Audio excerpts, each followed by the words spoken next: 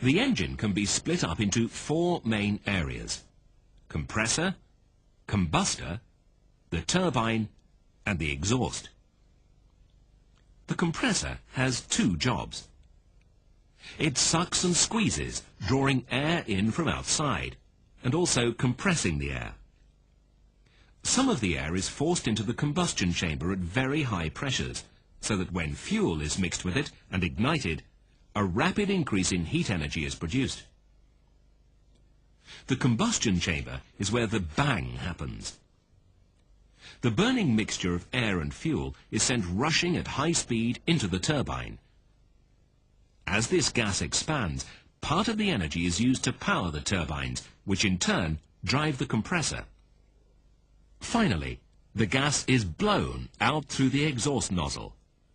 It has lost some of its energy through the turbine, but has enough left over to accelerate through the nozzle, providing a fast-moving propelling jet stream out of the back of the engine, and therefore, by reaction, creating an equal and opposite forward thrust. This is the whole point of the operation, taking air in at normal speed and forcing it out at a higher speed, backwards, thus sending the engine forwards. It may sound absurd, but it really is very simple. And it works. It is important to remember that these individual stages form a complete and continuous working cycle, a constant generation of power.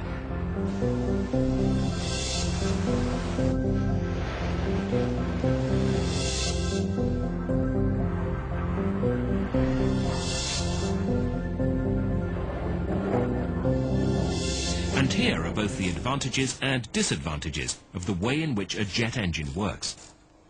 On the one hand, the jet engine has relatively few moving parts, and as it's a very effective method of producing power, it can be small and light for a given output. On the other hand, the components at the hot end of the engine have to be able to withstand tremendous and continuous operating pressures and temperatures. All the sections of the engine are designed to make the flow of air through the engine as efficient as possible.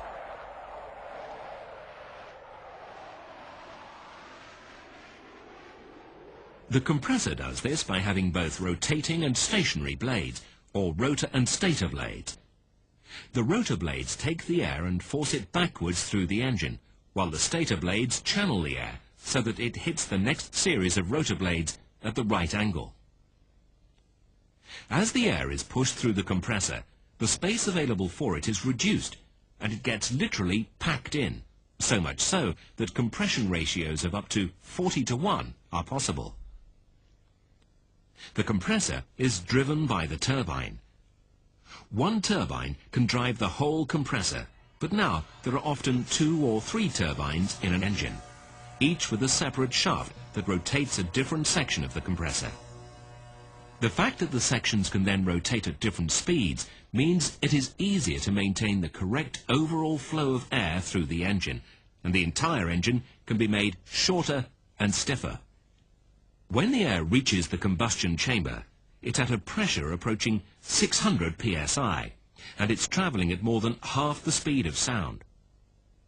Fuel is difficult to burn under these conditions, so a combustion chamber provides the correct environment, an area of more slowly moving and swirling air that is sprayed with fuel.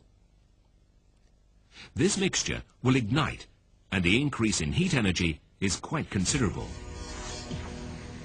The burning gas can be as hot as 2,100 degrees centigrade, and at this sort of temperature, the metal the turbine blades are made of will melt. However, cooler air continues to be mixed with the burning gas to lower its temperature before entry into the turbine.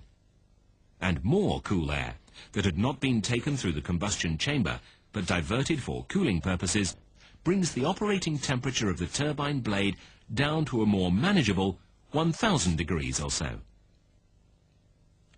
In some ways, the turbine is the compressor in reverse. Nozzle guide vanes channel the gas onto the turbine blades, which are shaped so that the gas flowing over them is used to generate the optimum power. The blades are slotted onto a disc which rotates the shaft that is connected forwards to the compressor. Often, as well as driving the compressor, the turbine will also provide ancillary power to even drive a propeller. It is vital that turbines are perfectly designed and manufactured. Just this one stage, the high-pressure turbine can generate up to 70,000 horsepower, at which point the blades will be spinning at 1,500 feet per second. That's over 1,000 miles per hour. So everything must be done to ensure that the passage of gas through the turbines is as smooth as possible.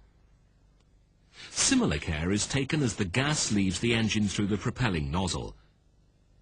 It is these exhaust gases that provide the thrust to power the engine, so essential that they are propelled from the engine at exactly the right speed required by the aircraft. This is largely determined by the size and shape of the propelling nozzle that can give a kick to the gases as they leave the engine.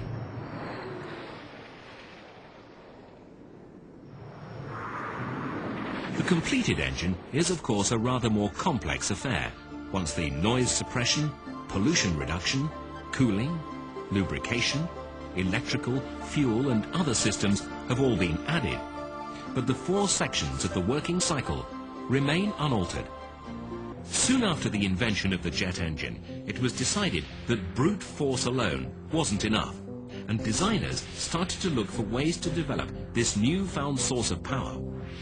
The type of engine that we've been looking at is called the turbojet. It was the first kind of jet to be made, and it remains the best for high-speed flight, as it's very powerful but small and has a low frontal area, so it can be easily streamlined. The turbojet can be made even more powerful by adding reheat. In this system, fuel is sprayed into the exhaust and lit, so there is a second combustion stage which provides extra thrust. Reheat is generally used only for short periods to give extra acceleration, such as on takeoff or maximum climb.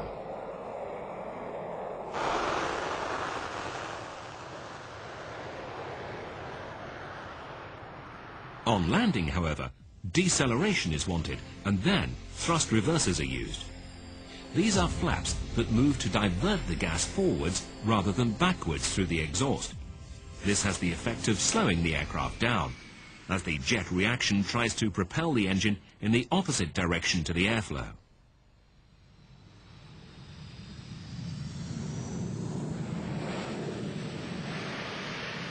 A development of the turbojet is the turboprop. This has an extra turbine which, through a gearbox, drives a propeller. Aircraft powered by a turboprop are not as fast as those powered by a turbojet, but nevertheless, the turboprop remains a very efficient and economical engine. If the propeller is removed from a turboprop, then the resulting engine is called a turboshaft. The shaft is coupled to a gearbox, and through this it can drive a helicopter rotor. Much of the latest development, however, has been done on the turbofan.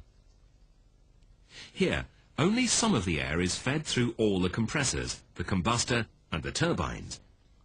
The rest is partially compressed and is bypassed around the hot core of the engine. This cuts down the engine noise as it reduces the overall speed of the exhaust jet stream. It also makes the engine very economical, since it's aerodynamically more efficient to have a lot of air moving relatively slowly rather than a little air moving relatively quickly.